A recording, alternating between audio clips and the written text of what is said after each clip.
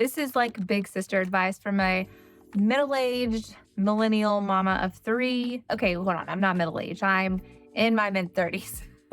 When I was 23, I knew that I was dealing with an early life crisis after being in corporate life for a few months. And I found that I'd made just this grave mistake. And it just catapulted me into an early life crisis that I had to navigate out of in a very particular time in my life, a particular season that was stressful and left me just asking all the big ethereal questions like, what am I doing here? Why was I born? God, where are you in this? How can I figure out if I'm going to spend my life wasting it away or doing something that I truly feel like I was born to do? And this crisis just left me paralyzed. So today, we're going to get into some big sister advice because I want to help you if you're navigating this time in your life where you're questioning everything, every decision you've ever made, and you're on a path right now to trying to launch your life, launch your trajectory for the near future, and you feel like you've made a mistake or you're on the cusp of feeling like maybe I'm about to make a mistake. So let's jump into this.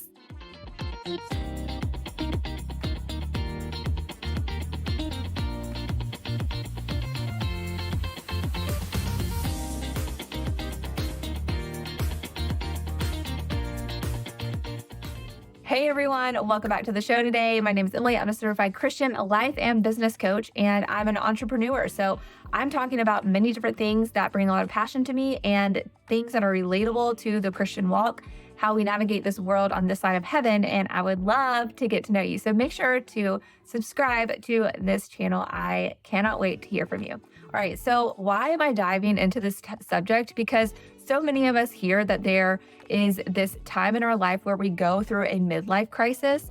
And I found that my midlife crisis came at the beginning. It came at the front end of my life. And so that left me with this feeling like I had failed even more before I got started. And it was just a very damaging, traumatic experience. And one that I felt like I was set up for that type of disappointment. And I'll explain why. But basically, a little backstory so you know what I was dealing with or where I was coming from. I went to college. I was going there to get my undergrad degree. And quite frankly, I had an inkling of what I wanted to do with my life. But a rabbit hole, I really think it's crappy that teenagers who are in puberty, getting through puberty, are asked to go and start their life, commit to thousands of dollars in student debt, and grab a degree that they're supposed to utilize for the rest of their foreseeable future in life. It's an absurd notion. Now that I'm on the other side of that, I have just so many different ideas about that and how, in particularly, I'm raising my children for their setup. But that can be for another episode and what I would love to talk about. I am passionate about that. So anyways, I go into undergrad and I had this idea. I was technically initially a biology major because that was like a pre-med route. And you have to talk to school counselors and get on this regimen of classes and credits and all this yada yada. So I was set up as that initially, but quickly I loved biology. My professor wanted me to commit to doing that. And I was in the midst of his class, I decided that I was not going to do pre-med or the pre-med route, and I wanted to switch to business. So I was disillusioned by the medical industry. I had always known I wanted to help people. That has always been the calling on my heart. When I was young and went to a Billy Graham crusade, saw hundreds of thousands of people come to Jesus that night. I've been a Christian my whole life and nearly my whole life. I accepted God into my heart when I was almost 7 years old. And so that is the lens with which I live my life and have led my life. And I knew from a very young age that God was calling me to help thousands of people. And when I say that, it sounds scary. It's troubled me my whole life. I don't know what that means. And I don't know if that will ever come to fruition. Maybe not even when I'm here. I don't even know. But anyways, I knew that helping people is what I was born on this earth to do. So naturally, that seemed like medical. What more could you do for someone than to restore their health, give them a better quality of life, help them in some way to improve their ability to live? And you got to have your health to do that. So initially, I wanted to be a doctor, But that became quickly apparent that I didn't want to once I was in that college experience, mainly because I did not want to go to school for that long. And I felt like the root of a lot of medical teaching was symptom relief. It was not the root cause. And at that time, maybe going back, I wish I would have pursued different avenues possibly of that, because there's a lot of different functional medicine and all different types of avenues I probably could have gone into that would have been more in line with what I was hoping to do for people. But at the time, I just thought, I'm not going to school for 12 years or more. I'm not getting in hundreds of thousands of dollars in debt. And I, quite frankly, was in love and had been with my high school sweetheart. We had dated all through high school and knew that we wanted to get married. And I just didn't want to delay our life. And to me, knowing the type of values that I have and what the type of life I wanted, I knew going to school for 12 years would set me back on personal goals, life goals. And I knew that I also probably wouldn't want to work 100-hour weeks, be on call, and do all that. It didn't fit my values. I'm so thankful for the doctors who are there and doing that. It just didn't fit me personally. And it just became very clear and very apparent. And so I was like, you know what? I want to do business. I've always been interested in business. I've always found it intriguing and been inclined in that respect. Both my parents are entrepreneurs. And even during college, I invented a product that me and my mom took to market and had produced. So like, it was just in my blood that I would love business. And I felt like I could marry those two if I got a degree in healthcare management, because I was like, I knew ultimately I wanted to do nonprofit work. And so I was thinking, okay, I can get the skill set and the knowledge base I need to run an efficient, productive, successful nonprofit organization. And I wanted to be able to marry my love for helping people. Maybe it was creating programs that doctors could utilize to help people in a charitable way. I didn't know, but I just thought I could go this route and it could be a useful skill set. So I went with business, specifically healthcare management, and did all the things. Long story short, landed a corporate job when I got out of school and realized it was not for me. Number one, corporate life is horrendous. You have to be cut from a certain cloth to withstand it. I'm thankful for those. My husband is in corporate life and has been his whole career. I'm thankful for him. I'm thankful for the work that he does and all of that. It just didn't fit who I was. And going back to what I said at the beginning, it's very hard to put the pressure on yourself to commit to a career that you've not done before. And you also are in a different circumstance when you're young. Like it's just different a mental state. And I wish we would go to more like apprenticeship type of environment where people are doing that versus jumping into 4-year colleges. And so I knew that I would not be in corporate life. Like I was not going to do that. And here are the things that I wanted to share with you. This is how I knew what I was doing wasn't a good fit. And this is in my experience with corporate life and corporate work. But these same triggers, if you will, that made me feel like this is not right will probably help you, even if it's not work related. So the first thing was I just did not have a peace. I did not have a peace about being there. Nothing felt right. Like everything felt like a square peg trying to fit in a round hole, as they say. And it was just all day. I felt like I was seeing myself outside of my body doing all these things, but I wasn't clocked in. I was not there mentally. And then it was like, oh, as soon as I left, I'm back to being me. And I just knew that wasn't right. I should not be going every day feeling like I was having to wear a mask and not care about or be who I am at work. Like it didn't make sense to me. It did not fit. And so I was not at peace. The other thing is that nothing felt purposeful. I've worked my whole life. Like as soon as I could work, I worked. I worked in restaurants, worked at daycares. I've worked as soon as I could. So it wasn't an issue of working hard, but I also just didn't see a means to the end in this particular situation. And when you're staring down the barrel of your life, and I'm very much a time sensitive person, so I consider how much time things take, and it's a blessing and a curse. But I was just like, I can't see myself doing this for 5 years to shake it out and see if this is what I want. I can't waste this time. Like right now, I don't have children. I don't have all the responsibilities yet fully. My parents allowed me to come back home. I was engaged, but I was living with my parents and they're affording me that leg up because I need to get on my feet and I need to get a grip with budgeting and working and all of this stuff. And so, I was like, I don't want to waste this time because right now I can work on just getting the goals that I'm focused on right now. And so it just felt like I had no time to waste in a job that was horrendous.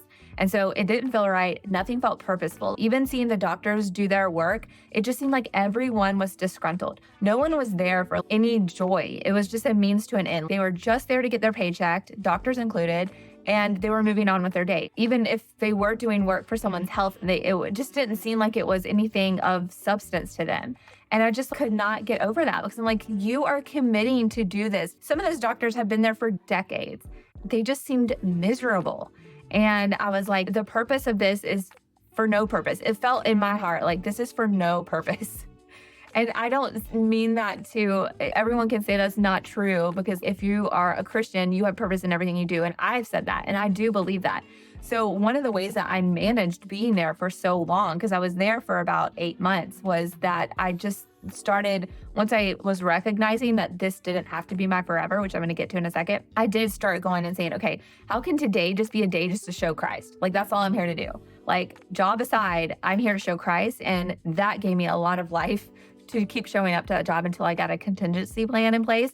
So nothing felt purposeful. That was another key indicator that this is not going to work. And the third thing was my boss, who had the dream job that I supposedly wanted and was striving for, was miserable. She was miserable. And her life exemplified like the antithesis of what I would want my life to be like. She was single, never had been married, which that's okay. She never had children. She was not close to her family. She lived alone. She came to work earlier than everyone, left after everyone, and was nitpicky, mean-spirited, and just had nothing of substance. You would try to have a conversation with her, and there was just nothing to talk about. And it just, all of that culminated into me realizing, like, why am I working so hard at something that feels so wrong and doesn't align with anything that I'm hoping to accomplish with my time here? And it was just like glaring red flags everywhere for me. And I just knew that I would not be there forever. And that was something that helped me in that time. So what I did about this situation was I prayed. Number one, I confided in my fiance and my mom, who I knew loved me and wanted the absolute best for me. So confide in someone if you're walking through something or you're trying to get a grip on this and figure out this situation. Confide in people that really do know you and want the best for you, because letting them know your heart about what you're going through, number one, they can see things that you might not be able to see. They can also point things out. And one thing my mom pointed out to me, which helped me in that moment, was tied to what I just said. She said, you have the power in this situation. You get to quit if you want to. You get to walk in there at any point in time and say, I quit. And understanding that, like, yeah, I did have the power to do that. So many of us walk around feeling like life has to happen to us, instead of making the conscious decision, like, I'm making life happen because God gave us free will. It does not mean we control. It does not mean we manifest. It does not mean we have this, we're not God. We're not creating things like that. But we have the power, the Holy Spirit within us, to make choices that align with God and what He's convicting in us. And knowing that even if this is uncomfortable, like, is for good because we're following His lead. And therefore, even if we don't have all the answers, we can still make strong choices.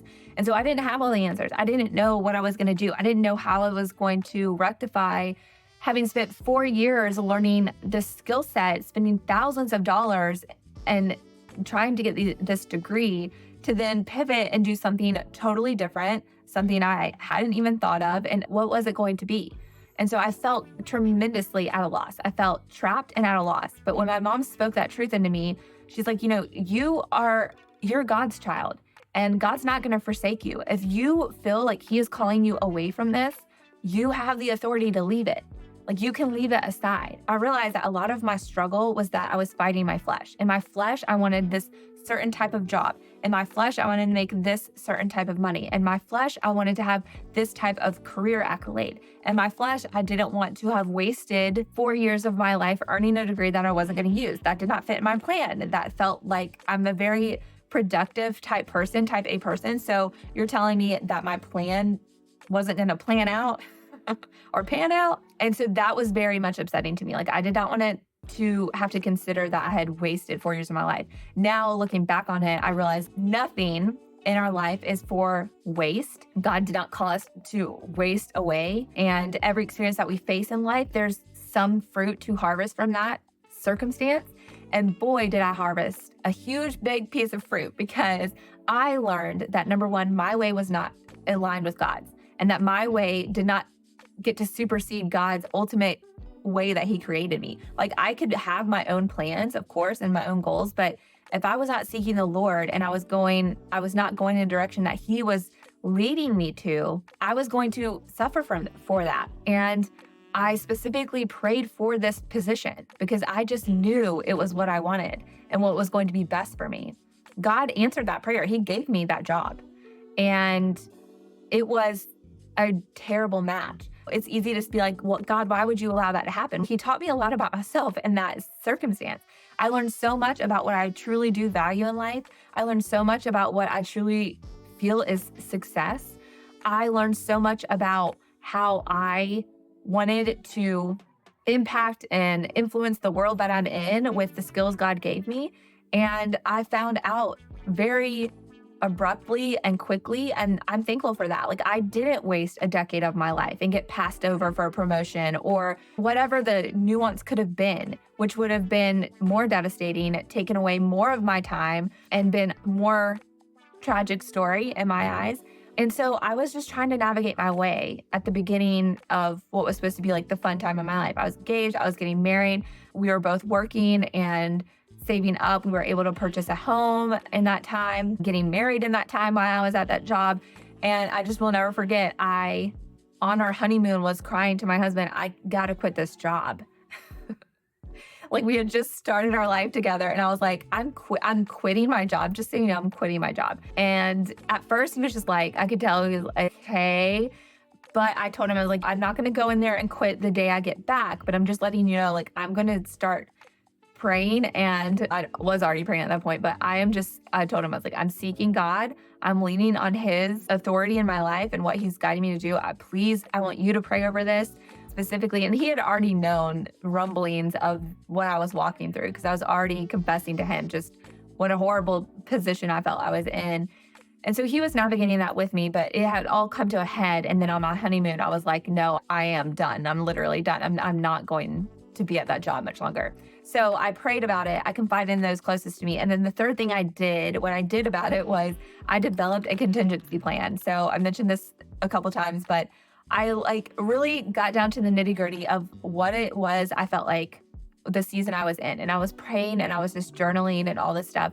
And so I created a contingency plan for when I was going to leave and what I had as a backup and what my plan was with my backup. So what I chose to do was go back to a job I had previously in college.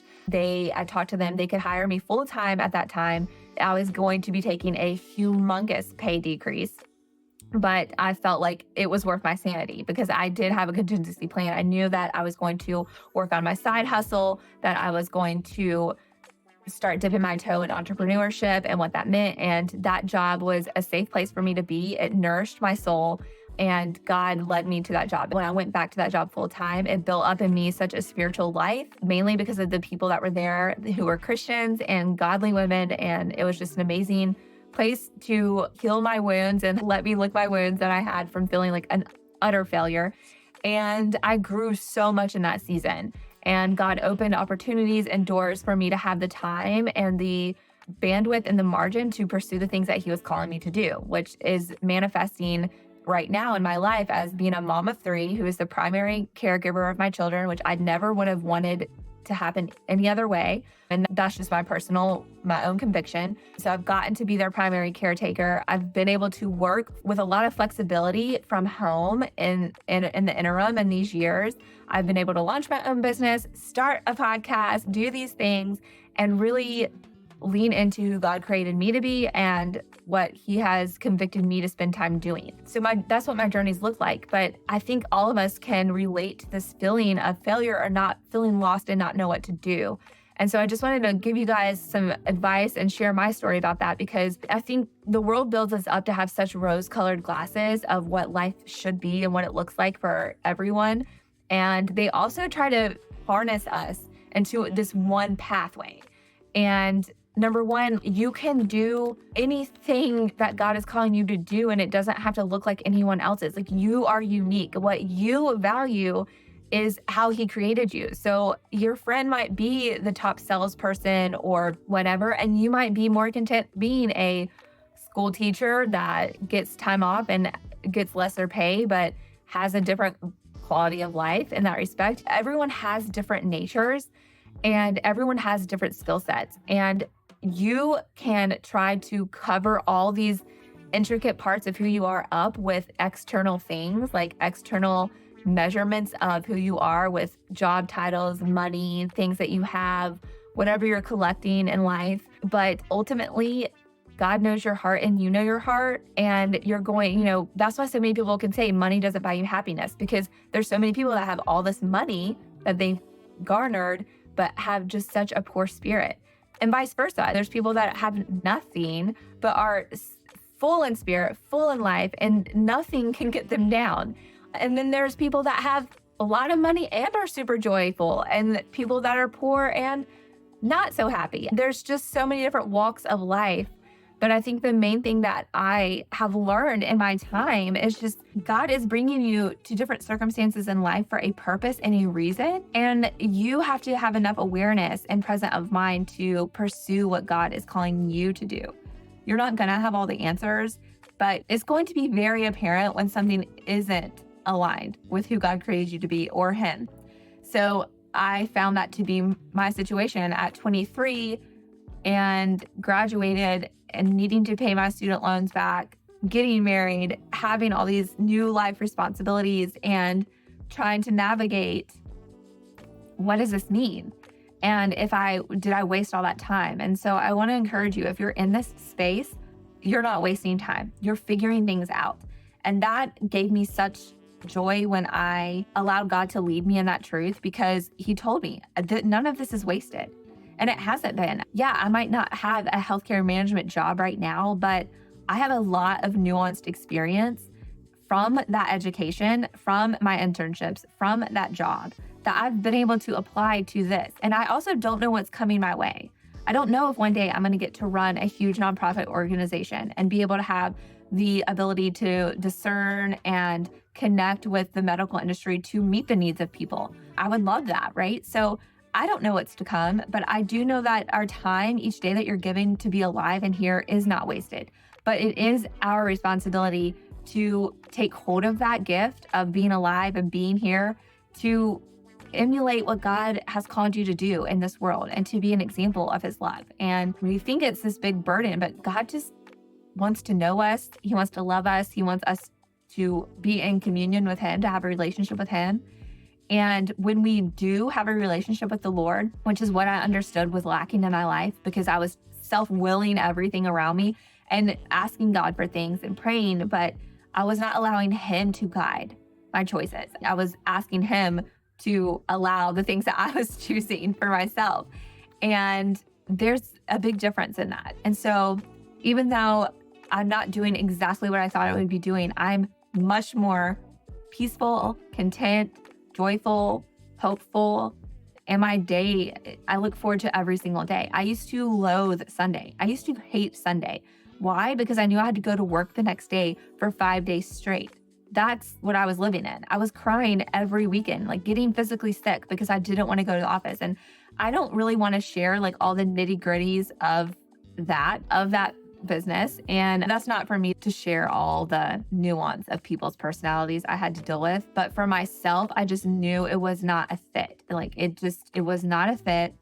And I had to come to terms with letting that go. And so you might be in a situation where it's not a fit and you know it. And in those circumstances, be in prayer and don't continually try to fit something into something that's not working, because it's not for you if that's the case. If something is not for you, God is making it clear.